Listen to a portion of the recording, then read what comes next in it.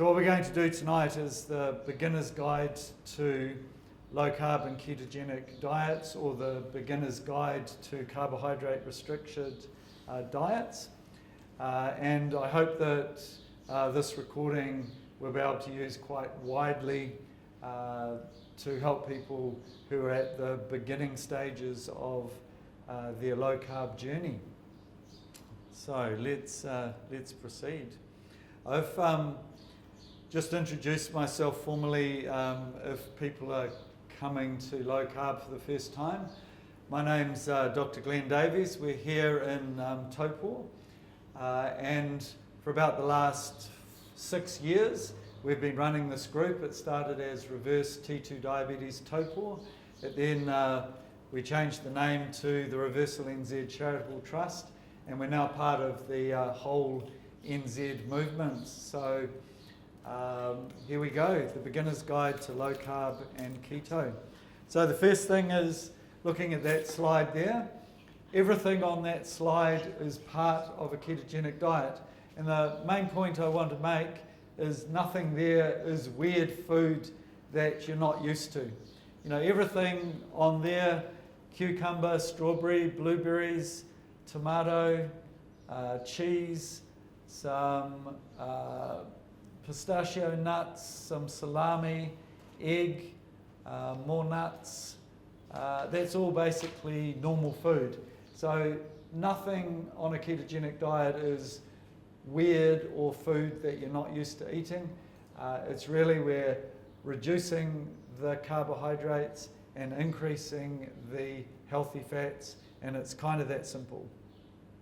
Let's get into it. So the wero, or the challenge, is for you to forget everything that you have been taught about nutrition and approach this with an open mind, because the likelihood is that quite a large proportion of what we have been teaching about nutrition has not been serving us well.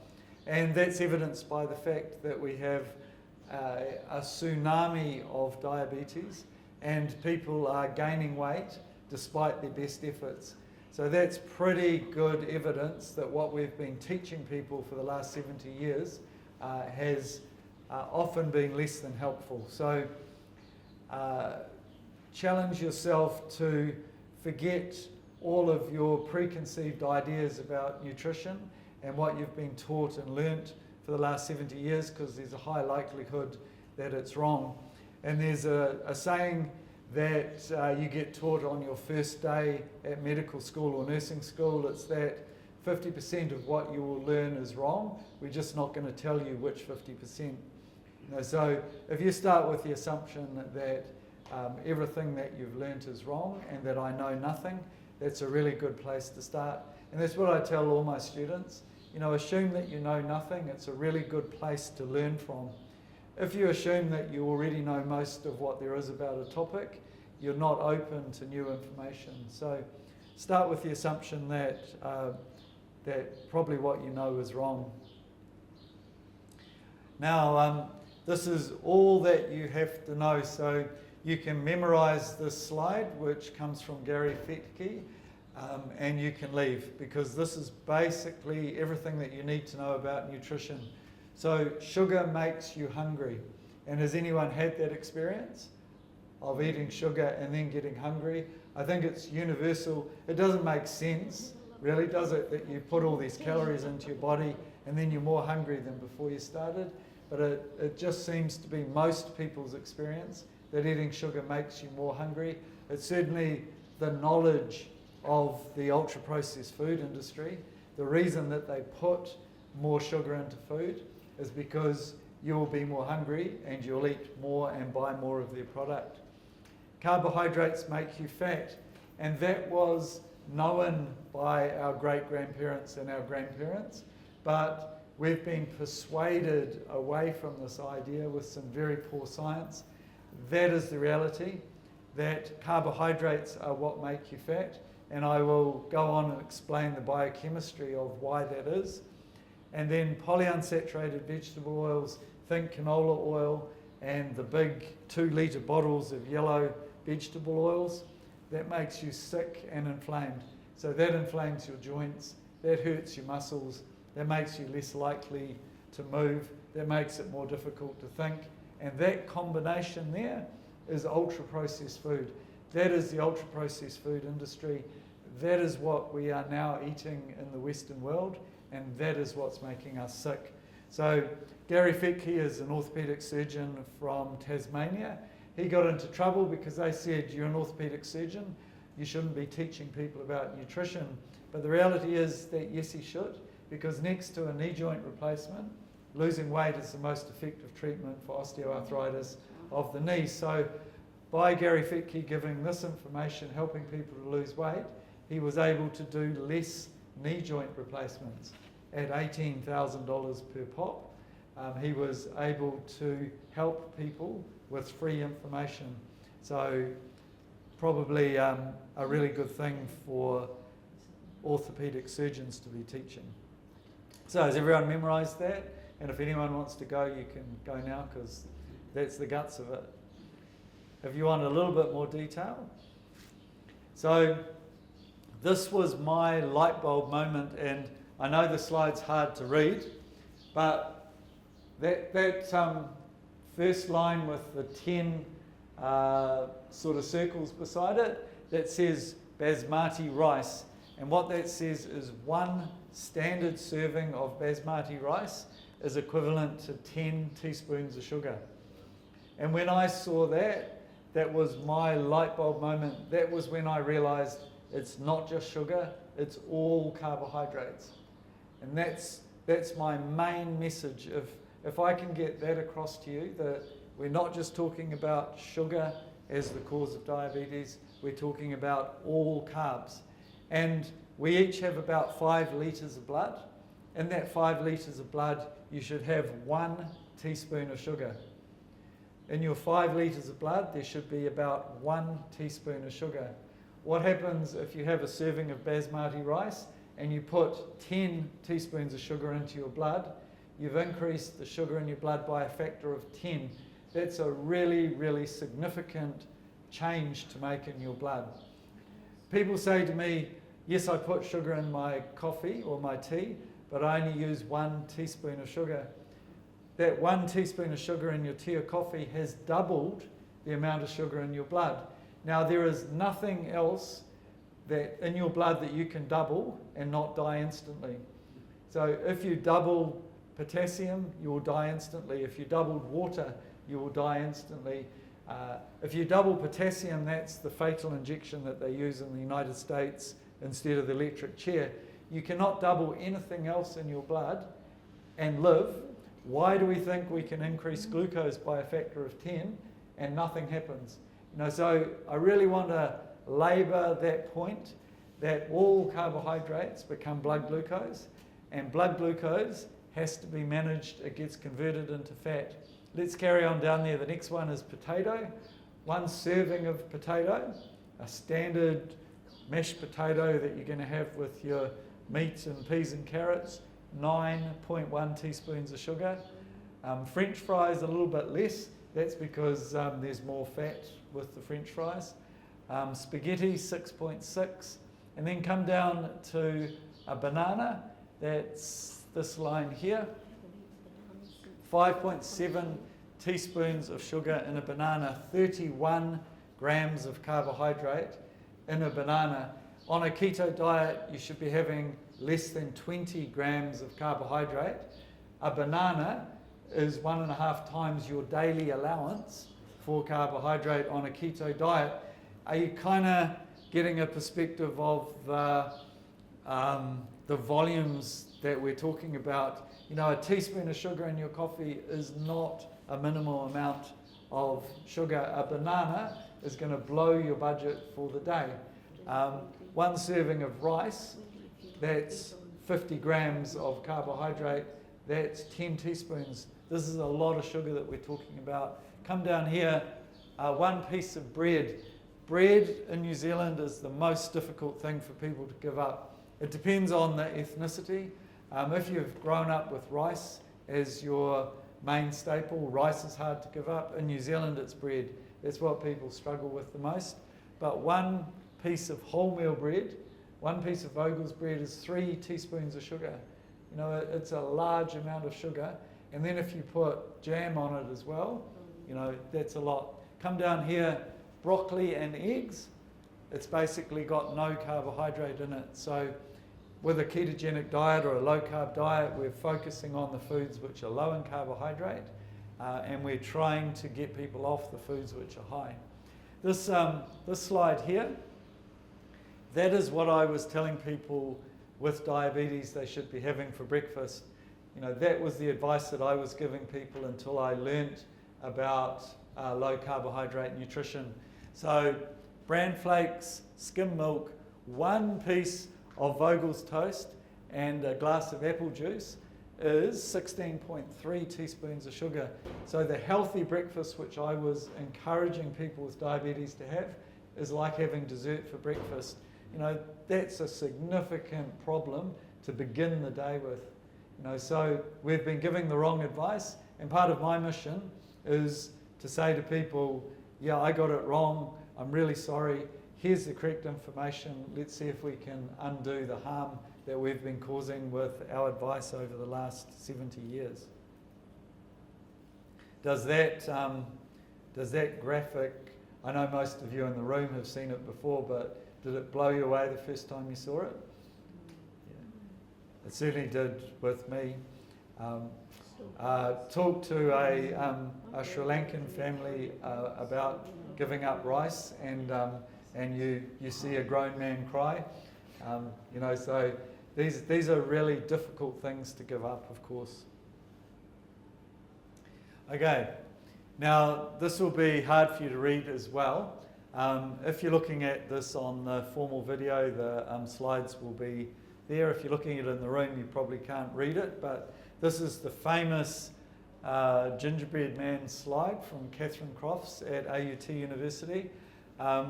Everyone asks you, why did you draw a gingerbread man in a low carbohydrate lecture? The point is she's an appalling artist, and she drew a picture of a man and they interpreted it as a gingerbread man, and that's why we still have the famous gingerbread man slide. But the point of the slide is that virtually every chronic health condition that we are seeing in general practice waiting rooms is related to some extent or entirely to insulin resistance, which is caused by over-consuming carbohydrates. Even though you can't read this clearly, this is a really important slide. If we could deal with carbohydrate overconsumption and deal with the majority of these conditions on the slide, people wouldn't be waiting in general practice waiting rooms, people wouldn't be on waiting lists at hospitals. We would, with this one slide, solve the health crisis. We wouldn't need to be going overseas and trying to persuade doctors and nurses to come to our country from overseas, because we wouldn't have the demand that we currently have. You know, it is due to over-consuming carbs, particularly ultra-processed carbs. And if you look at this, that says neuropsychiatric problems. Alzheimer's disease, referred to as type 3 diabetes, is related to over-consuming carbohydrates and insulin resistance. Eye problems, neuropsychiatric disorders. So, you know, we're seeing so much more anxiety, depression, and other psychiatric problems. How much of it is purely due to diet? And what would happen if people started eating a low-carb diet? We would probably see a dramatic reduction in depression and anxiety. And then autism is there, and Parkinson's disease. You know, so really significant conditions which have a major impact on individuals and the health system. Type 2 diabetes, of course. Type 2 diabetes is insulin resistance. I would love to change the name to bad food disease or ultra-processed food disease. You know, I don't think we should call it diabetes. It doesn't mean anything. Let's call it ultra-processed food disease. We identify the cause of the problem in the name. Hypertriglyceridemia, that means high triglycerides. So when you get a lipid panel, you get cholesterol at the top, and underneath you get triglyceride. That is carbohydrates being turned into fat. So high triglycerides, which is very, very common, is over-consuming carbohydrates. On a fasting sample, it's got nothing to do with eating fat. It's all to do with the body turning carbohydrates into fat. We've got non-alcoholic fatty liver disease. That is a major, major problem. People's liver being full of fat, it is due to over-consuming carbohydrates, not over-consuming fat. And ulcerative colitis, chronic inflammation, fatty liver, obesity. Obesity or overweight is caused by over-consuming ultra-processed carbohydrates. It's that simple. Polycystic ovary syndrome, which affects women of childbearing age, it is insulin resistance. If we didn't have insulin resistance, we wouldn't have polycystic ovary syndrome. And then cancer, some people referring to cancer as type 5 diabetes, is partially, not entirely, but is partially due to insulin resistance. And you'll notice that all the big cancers are on there. And come across to that right-hand side, cardiovascular disease. Cardiovascular disease and cancer account for the majority of deaths. Interestingly, number 3 is medications. So it goes ischemic heart disease, cancer, and medications. This allows you to withdraw medications in the majority of people. So we've dealt with the 3 biggest causes of death by treating insulin resistance, because people are able to come off their medicines as well. Erectile dysfunction, stroke, high blood pressure. High blood pressure, that's such a common problem, and one of the main reasons that people ring up the surgery every 3 months for repeat prescriptions. If we didn't have insulin resistance, we would dramatically reduce hypertension, we would dramatically reduce all of those prescriptions, and people wouldn't, one, feel that they were dependent on the medicine, but wouldn't be dependent on the healthcare system as they currently are. And osteoarthritis and rheumatoid arthritis. So can you see that virtually every chronic health condition is on that list? And if we didn't have insulin resistance, I reckon we would reduce the burden on the healthcare system by 90%. So I think it's dramatically important that this information gets out into the community, that health professionals understand and teach about insulin resistance. We would see the problems facing the medical community would resolve if we could deal with insulin resistance more effectively. So I think this is a really important topic, and the majority of doctors are yet to understand fully the implication of insulin resistance. So if there's any doctors and nurses watching this video, that's my plea, is that you recognise the importance of ultra-processed food causing insulin resistance, and you teach people how to resolve that. Now, some people have referred to this as the worst slide in the world. In some ways it is, but it's also perhaps one of the most important slides in the world, because this is explaining the whole science of insulin resistance. So let's start at the top here. So macros, food is made up of carbohydrate, protein and fats predominantly. So when you have a carbohydrate, it is glucose molecules that are joined together by chemical bonds, and when you digest it, you release those individual glucose molecules into the blood. This is really one of the key points that I want to make, that all carbohydrates are sugar molecules joined together, and they all end up in the blood. There's nowhere else for that carbohydrate to go. You know, there's no tube that exits your neck where some of the carbohydrates go down into your stomach and others miraculously disappear. They all become blood glucose. So healthy brown rice becomes blood glucose. Vogel's bread is just as likely to become blood glucose as a piece of white bread. Don't be fooled by this idea of healthy carbs and unhealthy carbs. All carbohydrates, healthy or unhealthy, will become blood glucose. That's one of the most important points I want to make. Now there's only, next thing, it doesn't matter if that came from an unhealthy teaspoon of white sugar or if it came from a kumara, it all becomes blood glucose. And I think we've been fooled into thinking that some carbohydrates are healthy and others aren't. But just think about that logically.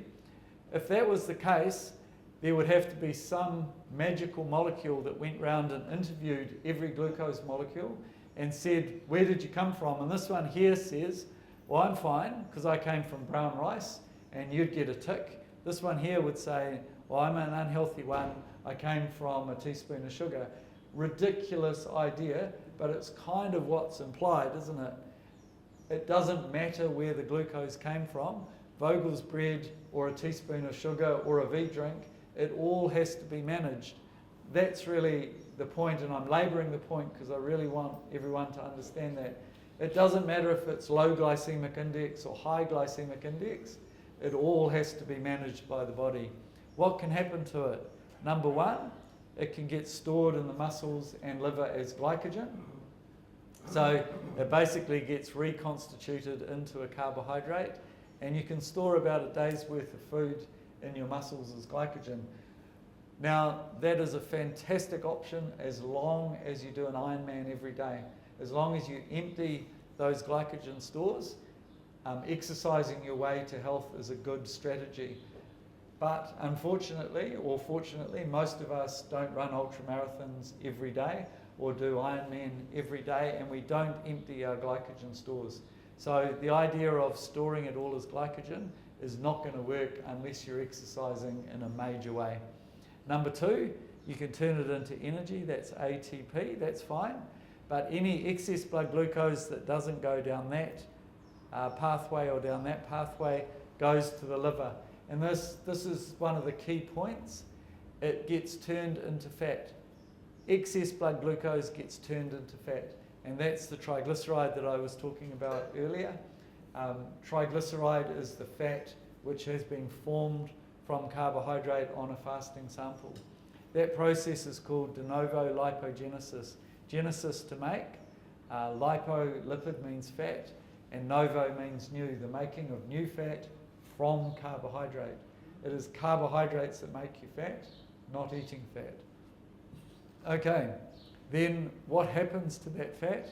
You can't dissolve fat in water, because if you've ever tried tipping oil into water, it just comes and sits on the top, doesn't it? Cream floats to the top of milk.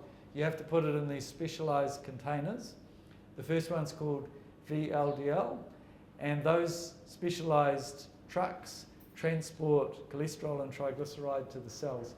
This is a really important process. Triglyceride is the main fuel source of most cells, and cholesterol is required by every single cell in the body to make new cell walls. It's required to make hormones. It's a really important thing for the cells. We make 40 to 70 billion new cells every day. Okay, we make 40 to 70 billion new cells every day, and those cell walls are made of cholesterol. We need quite a bit of cholesterol, so this is an important process. It gets a little bit smaller and becomes an intermediate density lipoprotein. Gets a little bit smaller again and it becomes LDL cholesterol, which we've described as bad cholesterol. And then it gets rid of a little bit more triglyceride and it becomes good cholesterol. And I've always looked at that and I've gone, hang on, that's a bit weird. Bad cholesterol gets rid of a little bit of its cargo. A second later, it's good cholesterol. It's the same truck. What's wrong with the story? And the problem is you actually have to damage your cholesterol or your LDL to make it atherosclerotic or for it to end up in your arteries. And how you do that? With glycation, which means adding glucose to it. So people with diabetes, 70% of people with diabetes will have a heart attack because you are glycating, adding glucose to LDL.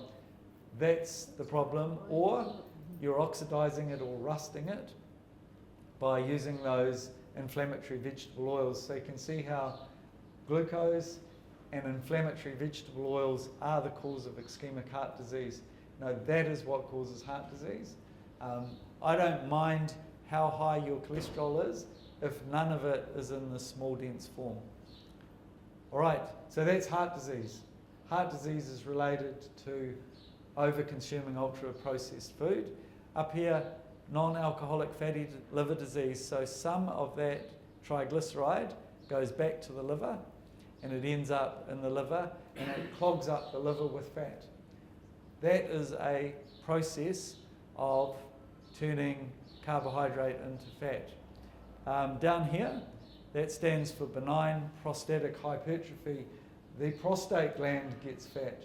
So the enlargement of the prostate, ladies in the room, this is why your man gets up 3 times at night and wakes you up 3 times.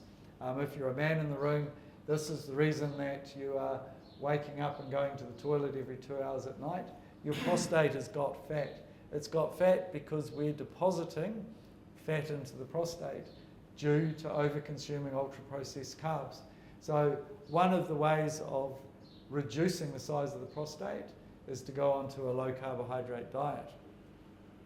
Now, up here, high blood pressure.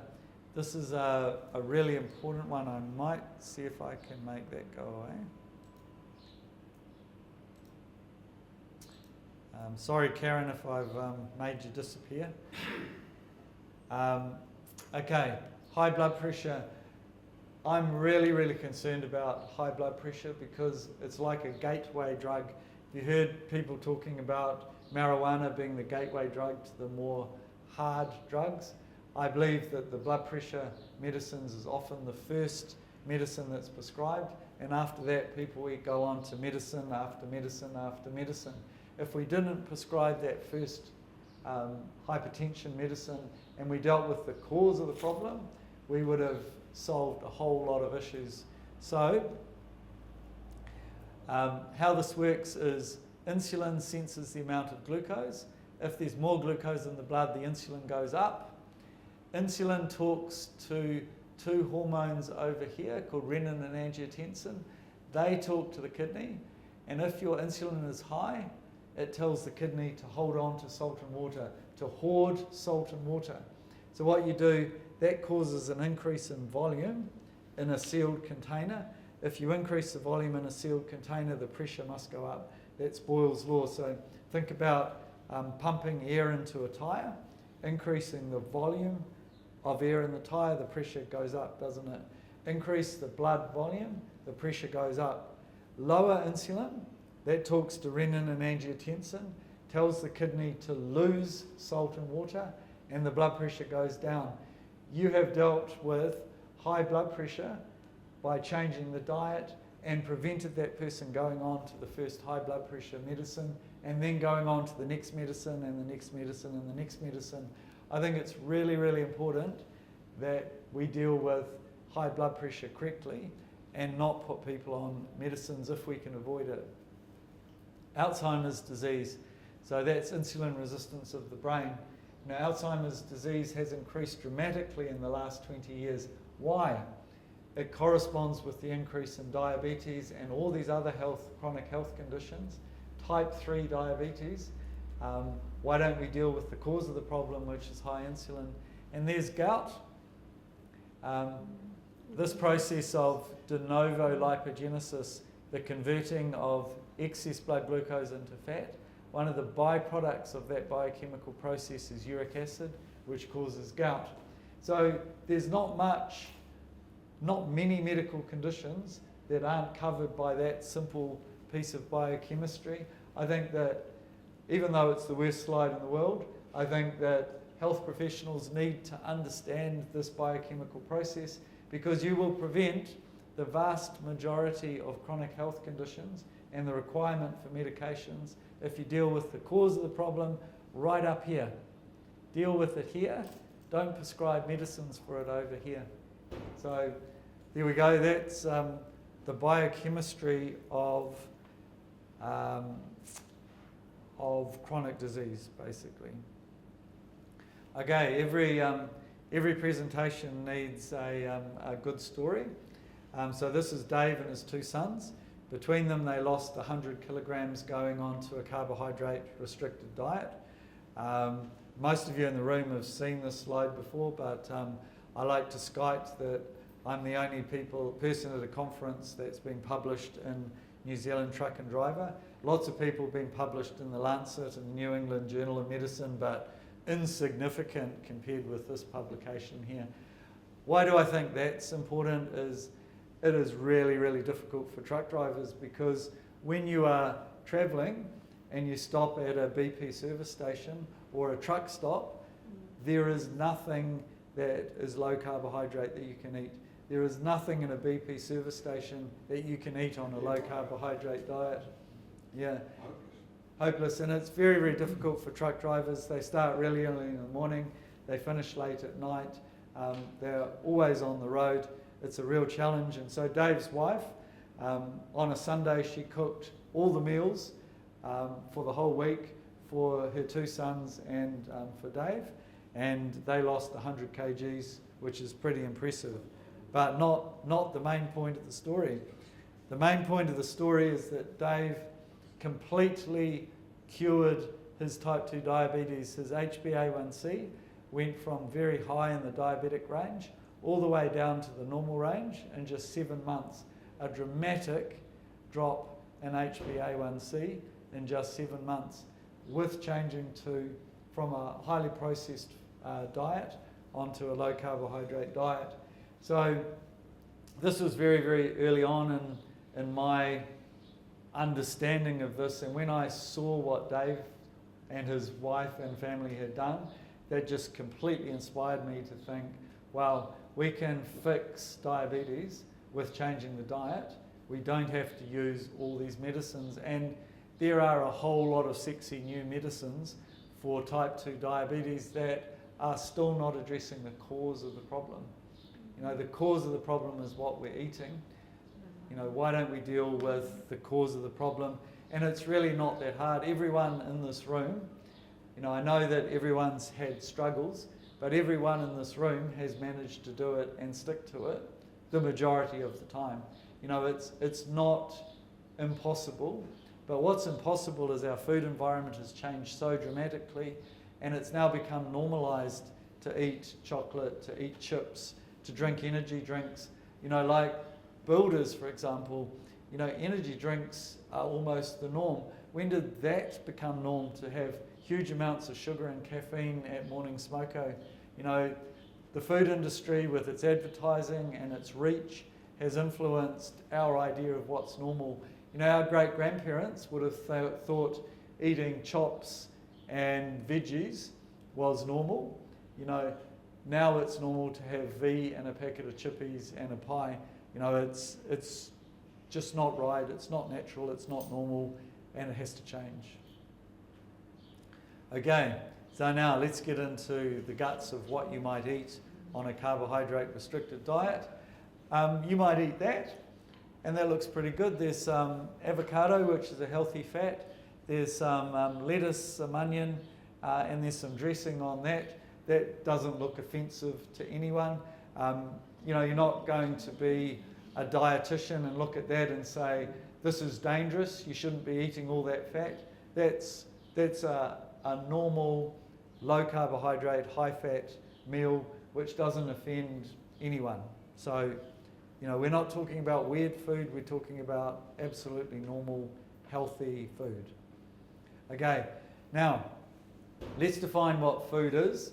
And I would say if it's not a food, then it's a poison. Now, that's a really strong word to use, but I think we do need to use strong language if we're going to change the way that people think about food and non-food. So, if it's not a food, it's a poison. So what is a food? So it's a whole food. So by whole food, we mean it basically has the same structure as it had when it was growing, walking, flying, or swimming. You recognize it as what it originally was. You know, you look at an avocado, it looks like an avocado, doesn't it? You look at a leaf of lettuce or a chicken, it basically looks like what it looked like. That's what a whole food is. It provides sufficient nutrients to meet the body's requirements for both energy and for building blocks. Now, that's really important because a lot of these ultra-processed foods meet the body's requirement for energy, and in fact they provide too many calories, but they're deficient in minerals and nutrients. So we talk about energy-dense foods and nutrient-dense foods. We want to be eating nutrient-dense foods and not necessarily energy-dense foods. So we want foods which are really high in minerals and vitamins, colours, and we want to be avoiding the foods that are just high in energy. A food promotes insulin sensitivity. So if the food causes insulin resistance, it's a poison. If the food promotes insulin sensitivity, it's a food.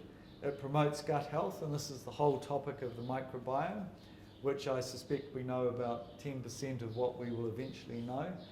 But I think it's far more important than we had previously recognised. And how do you keep your microbiome healthy? With whole foods.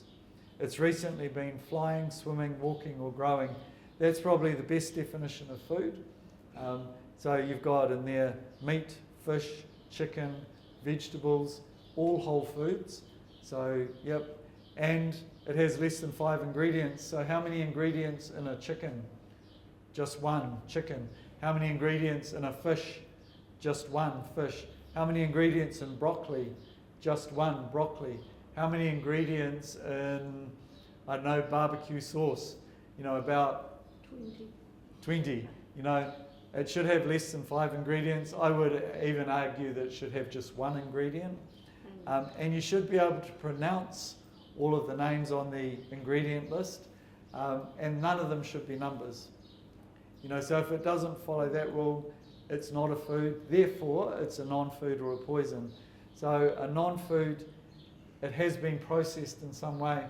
And I was struck by how minimal the processing can be to still affect its ability on insulin. So one of the most striking stories I heard of is they had a group of rats and they took normal rat food pellets and they were feeding that to one group. They took the same amount of pellets and they ground them into a flour. So it's the same volume, ground it into a flour and gave it to the same group of genetic mice or rats, and that group gained weight. So the only processing was to turn it from pellets into flour, and they gained weight as a consequence of that minimal processing. You know, so ultra-processed foods have been changed so much we don't even recognise them, but just that minimal processing. You know, chewing food is a form of processing the food. Cooking the food is a form of processing. So, you know, there's very little food that's not processed in some way, and you change the chemical structure. You know, you change the structure of protein when you cook meat, don't you? Because it becomes more tender. You know, so, you know, it doesn't have to be much processing to affect it. It has sugar added to it, and even foods nowadays that you don't expect to be sweet, even savoury foods, now have sugar added to them, and particularly in the United States, with the high fructose corn syrup, seems to be added to just about everything. It uses industrial seed oils, so that's your canola oil or your vegetable oil. It's deficient in micronutrients, and it comes with a warning label in quotation marks, ingredient list. There is no warning label on a chicken because there's only one ingredient. It doesn't need to have an ingredient list. If you can find things with no ingredient list, you're probably eating a food and not a poison. Okay. Why do we have so many poisonous foods on our supermarket shelves? You know, because there's a lot of profit to be made in food. Now, I don't think it started badly intentioned. You know, I think the intention was to create foods that were cheaper and had a longer shelf life, so that it would potentially deal with hunger. I think it was well intentioned to begin with, but now these ultra-processed foods have become a commodity and they're marketed for profit. They're no longer meeting their original intention. Okay, this comes from Precure. Precure is an excellent organisation in Auckland which trains health coaches. And thank you to Precure for allowing me to use this excellent resource, which you can get from our Facebook page or from the Reversal NZ resource section on our website, or also from Whole NZ.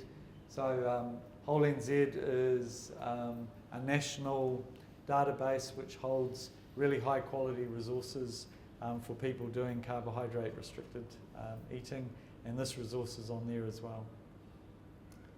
Right, so let's have a look at what you can eat on a low carbohydrate or keto diet. So these are the vegetables. This has got the grams of carbohydrate per serving. So in this case, it's half a cup. So we're basically talking about above ground vegetables. So on a low carbohydrate diet, above ground vegetables with the exception of sweet corn and possibly with the exception of pumpkin, everything that grows above ground is low in carbohydrate and you have free access to it. So if you look through this, you have sprouts, artichoke hearts. I've actually got an artichoke growing in the garden. I have no idea what to do with it, but it's really pretty. Looks spectacular. Asparagus, avocado, green beans. Now, beetroot's interesting. So beetroot breaks the rule a little bit, doesn't it? Because it's a below ground vegetable. But if you have a look, half a cup of beetroot only has 5.6 grams of carbohydrate. Basically, the rule is 7 grams and below. So beetroot breaks the rule, and also so does carrot. So they're below ground vegetables which you can generally have on a low carbohydrate diet, but it depends on how much you have. So if you're grating some beetroot and carrot into your salad, not going to be a problem. If you're basically having it as your main vegetable, you might be having too much. And the other one that sort of breaks the rule is, where's butternut?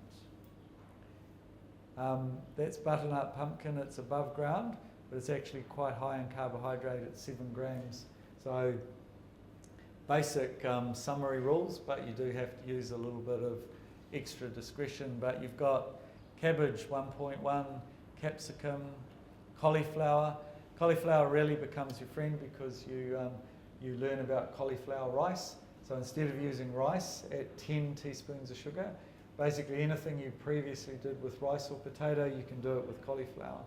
So cauliflower rice really becomes your friend. You can make cauliflower pizza bases, etc. So basically that's the idea. Kale's really low. Now this section here, this is the low carb section. So that dark green is keto, which means you're restricting carbohydrates to 20 grams of carbohydrates per day or less. Low carb is 50 grams of carbohydrate or less. So you'll see that in this section here, you've got some of the root vegetables which are more starchy, which you may be able to include on a low carbohydrate diet or a whole food diet, but you might not include on a keto diet. So how do you decide if you're going to do keto or you're going to do low carb? It really depends on how significant your health problem is. If you're just wanting to lose a few kilograms, you might go to low carb. If you're trying to reverse diabetes, you might have to go to keto. It's all the same concept, it's just some are a little bit more strict with the carbohydrate restriction. If you want to go full hog, that's carnivore. So carnivore is a zero carbohydrate diet. So you're just eating generally meat, fish, chicken, eggs and organ meats. It has no carbohydrate in it. That is the most strict form of a ketogenic diet. Then you have ketovore, which is carnivore plus some green leafy vegetables. Then you go to keto, then you go to low carb, then you go to whole food. So you restrict the carbohydrates depending on what aim you're trying to achieve. So there we are, that's your vegetables. Oh, the red section down here that says deep fried vegetables in highly processed vegetable oil. That just basically means French fries, doesn't it? So that means pumpkin would be very high as well. Pumpkin is reasonably high. If we go back, the pumpkin is there at 9.9, so still less than kumara and potato, but still up there. Butternut's actually lower, isn't it? Where did we see butternut? It's 7. So, but you would have to be very careful with pumpkin and over-consuming pumpkin if you're on a keto diet, but not so bad if you're low carb. Right. Basically, the fruit that you would eat is berries. So just to keep it simple, berries end up being your fruit. Now, fruit are a wonderful source of vitamins. So it's not like we're against fruit. The problem with fruit is that it comes with a lot of sugar. So if you're on a carbohydrate restricted diet, you will be restricting your fruit. Not because we're saying fruit is unhealthy, but because fruit is high in carbs. And in particular, it's high in fructose. And 100% of the fructose goes to the liver. And if you remember back to the worst slide in the world, carbohydrates that go to the liver get converted into fat. So 100% is going to the liver. So fruit was the caveman's tool for deliberately gaining weight. If you want to gain weight, eat fruit. If you want to avoid gaining weight, don't eat fruit other than berries. Okay, berries become your fruit. And have a look why. Just an apple, 13 grams of carbohydrate in an apple. If you're on a keto diet, you've used 2/3 of your diet, of your daily allowance, just on that one apple. And bad news, banana, down here, 31 grams of carbohydrate in a banana. 1.5 times your daily allowance for carbohydrate on keto is in that one banana. So, when we've been teaching people to have bran flakes with banana and skim milk, that's a lot of carbohydrate. What else should we avoid?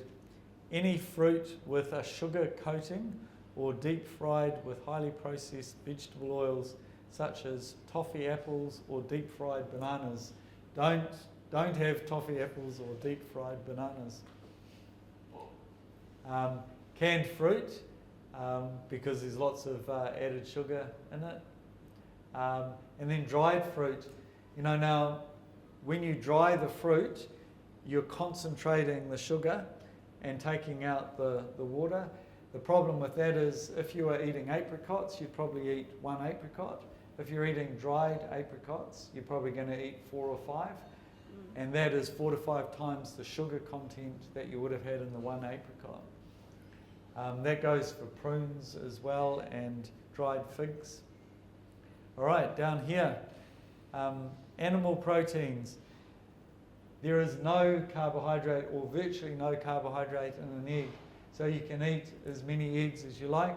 I always joke, never eat more than 40 eggs in a day. The reason for that is that there's about 0.5 gram of carbohydrate in an egg.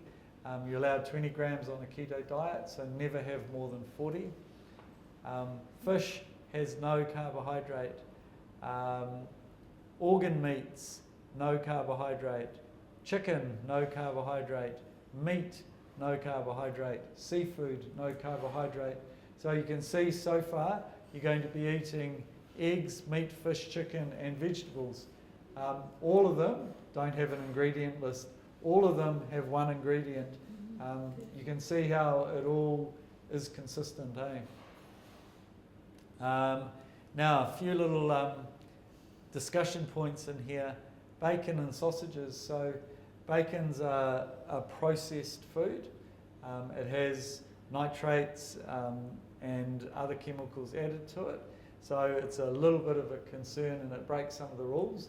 But I use bacon as a marketing tool because I say to people, you've got to give up bread, and they go, no, I can't give up bread, but you can have bacon. Oh, okay. But I don't like bacon being a major part of people's diet for years and years. I think it's a good marketing tool for the first 6 months. And you can get some healthy forms of bacon. And then the other sausages and salamis and things, again, ultra-processed, so you have to be thoughtful about that.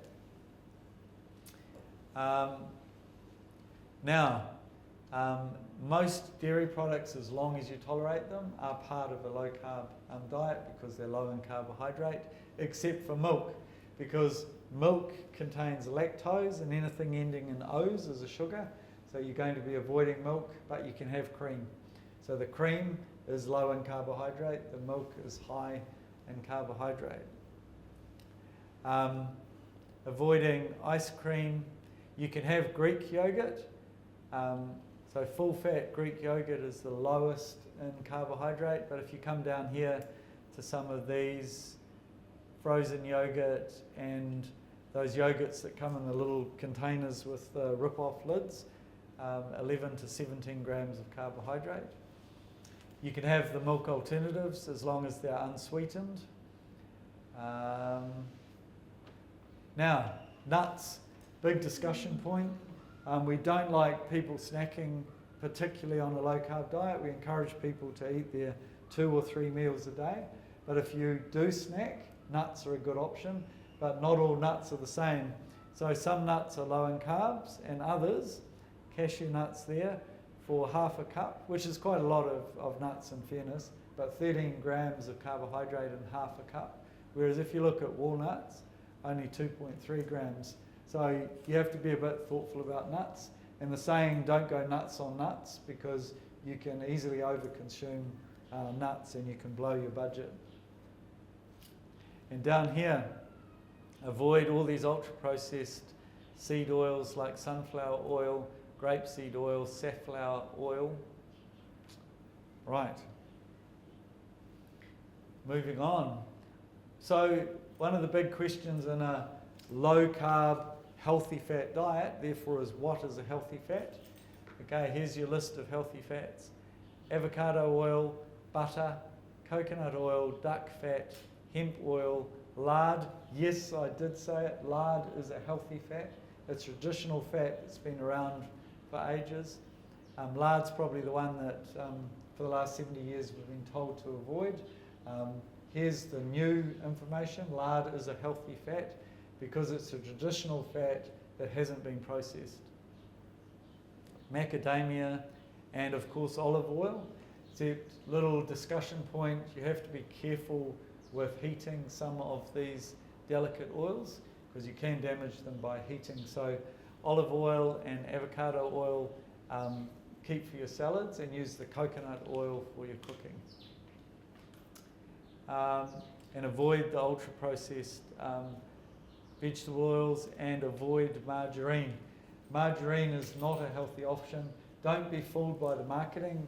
Olivani is 75% margarine with 25% olive oil.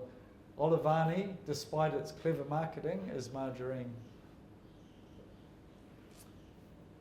Okay, down here. When we were sort of in the paleo phase, we were using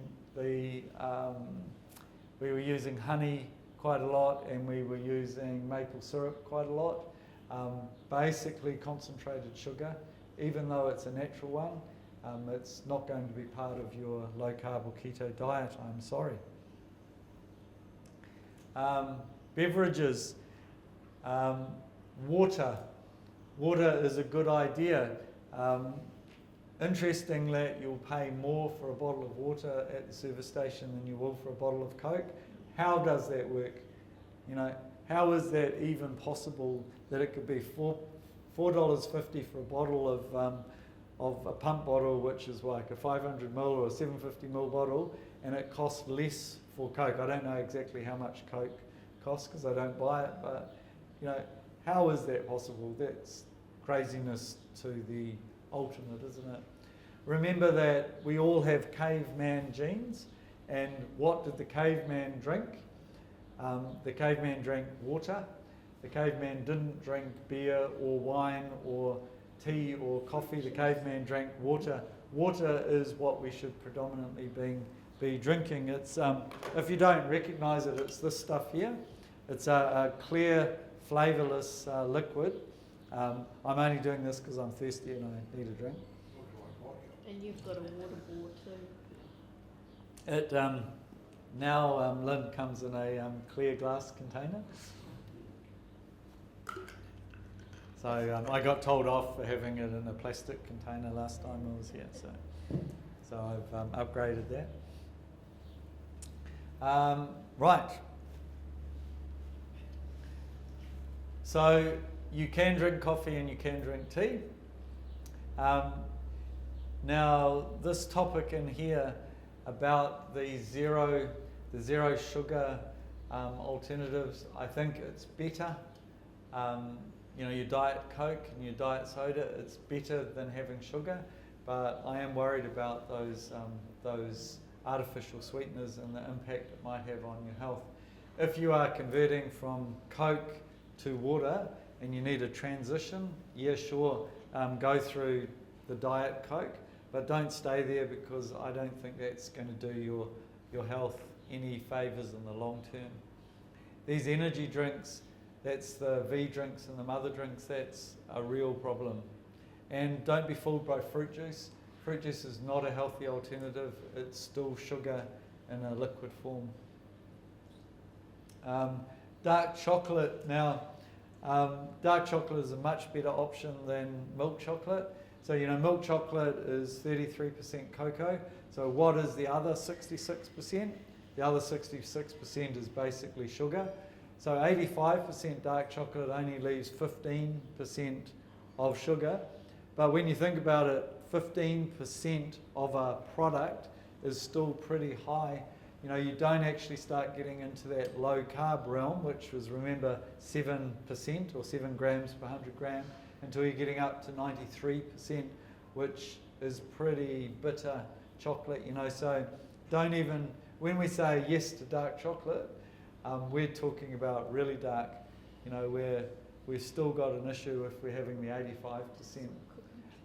I've been fooling myself about that for about 5 years, and I actually forced myself to read the packet and realised that it actually has even 85% still got a lot of carbohydrate in it. Avoid lollies. So every person I see now, I ask them what they eat, and it's been, I guess I kind of knew, but I kind of was in a bit of denial. But to actually ask people, everyone I see, what do you actually eat? And I am astounded, like the number of people that eat a bag of lollies a day or a week. I'm going, I thought only children ate lollies, but the number of adults that munch away while they're driving on a packet of lollies, it's been an eye-opener. Grant Schofield talks about studies that he's done where they've photographed children's lunch boxes, and not just in low decile schools, in all schools, and he says it is rare to see a healthy option in a child's box, because it has to be convenient, doesn't it? It comes in little packets, and it's little packets of crackers and processed cheese, or it's little packets of twisties or cheezels, and it's the high sugar yogurts, so children's lunchbox is a real issue, really difficult. All right. Now, next topic, meal planning. It really makes sense to decide what you're going to have for the week, write yourself a list, and take that list to the supermarket, and don't buy it if it's not on the list. When you're sitting at home, relaxed, calm, and not in front of the checkout with the Tim Tams and the Moro bars and the Bounty bars and that, just buy what you've put on the list. I think that's a really good technique, and there's less wastage and it costs less if you plan your meals. It depends on the person you are. This works for some people. Others are a little bit more relaxed, and a meal planning is a bit too restrictive, but good way to save money, a good way to avoid those discretionary foods that you kind of go, oh, one packet of Tim Tams won't hurt. Okay, so let's quickly go through what you might eat in a week on a low carb diet, everything on that picture there is part of a keto diet, and none of that looks unpleasant or offensive. None of it would offend a dietitian. Those are all normal, healthy looking foods, whatever ideas you have of what healthy food looks like. So we're not talking about weird stuff. We're not talking about sitting down and eating a block of lard with butter on it. We're talking about eating normal whole food. So what would you eat for breakfast? So this becomes the low carb friend. It's a long black with some form of fat added to it, called a bulletproof coffee. For most people, the simplest option is to add cream to your coffee, but for a lot of people, it's adding MCT oil or coconut oil or butter. It seems offensive when you first see this, but when you think, basically the reason that you're adding milk to your coffee is to add some fat to take away the bitterness of the coffee. So it's not that weird once you get into it. They taste pretty good. Good laxative too. This is my favourite slide of all time. I know everyone in the room has seen this, but this is really for the people watching the video. This is the best breakfast because it's 0 grams of carbohydrates. It meets our definition. It doesn't have a food label.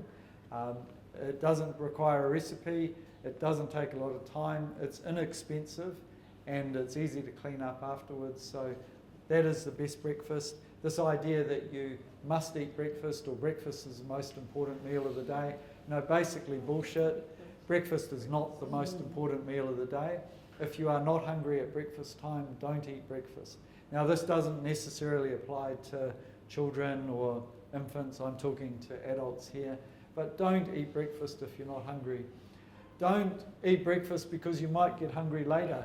I mean, this prophylactic eating is a dumb idea, and most people can make it to lunchtime.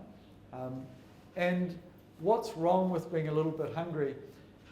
Why are we so afraid of being just a little bit hungry? Okay, so that's the ideal breakfast. Now, when I made this slide, they were supposed to be blueberries. They're actually grapes. Grapes are not part of a low-carb diet, but those are blueberries. And if you had those with Greek yogurt or nuts, low carbohydrate and a good source of nutrients. I reckon that's the ideal breakfast or brunch if you decide to have it. So an omelette. If you want to get a little bit more foodie, one of the arguments that people say is, I could never do a low carb diet because I'm a foodie. Okay, you can do foodie stuff. You can have recipe books and do really, really cool stuff, even at breakfast time, if you want to. So it doesn't have to be boring. Eggs, remember, never eat more than 40 eggs in a day. But you can have bacon and eggs, tomato, mushrooms. You can have a cooked breakfast, and it's low in carbohydrate. This is basically the trade-off. I'm saying to people, there's things that you now can't have that you like your bread and your bananas, but there are things that you can now eat that we've been telling you couldn't. So we've been telling people not to have bacon and eggs. On this, yes, you can have bacon and eggs and enjoy every mouthful of it. What would you have for lunch? So again, when I made the slide, I didn't notice that was bread in there, but that's keto bread. So that's a low carbohydrate bread in there. But leftovers is the ideal lunch, and we really encourage people to make sure there are leftovers and to have it for the lunch the next day, because there's a whole lot less effort in preparing 4 plates. So 2 plates at night and 2 Tupperware. So each of you's got food for the next day.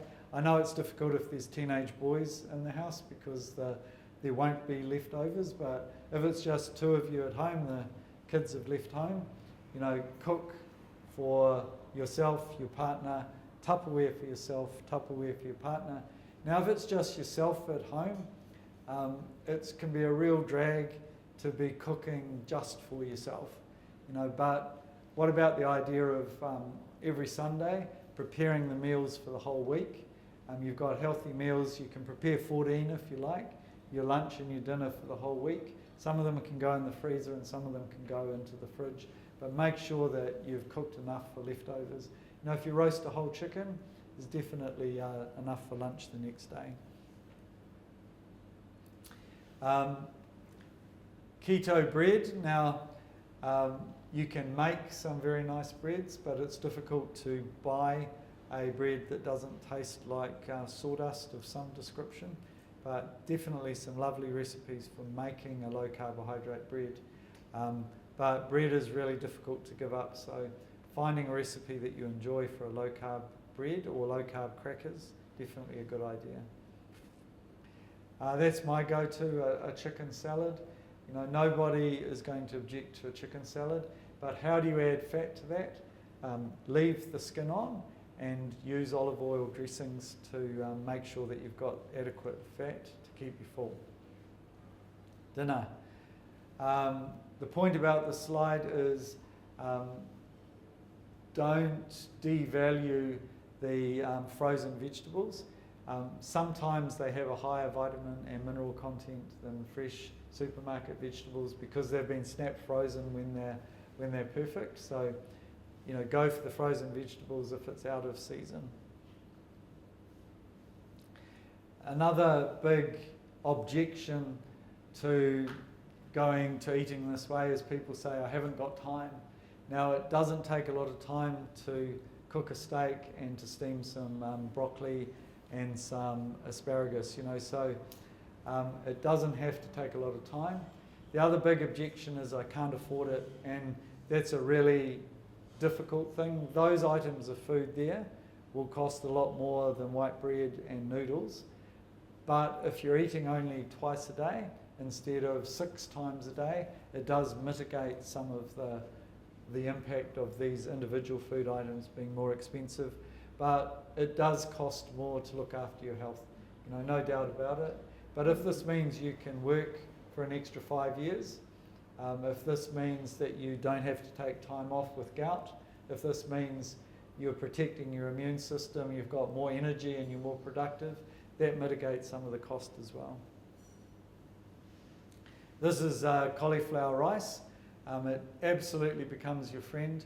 You put some cauliflower in a food processor. If you don't have a food processor, you can grate it on a cheese grater, and you can do anything with it that you used to do with rice.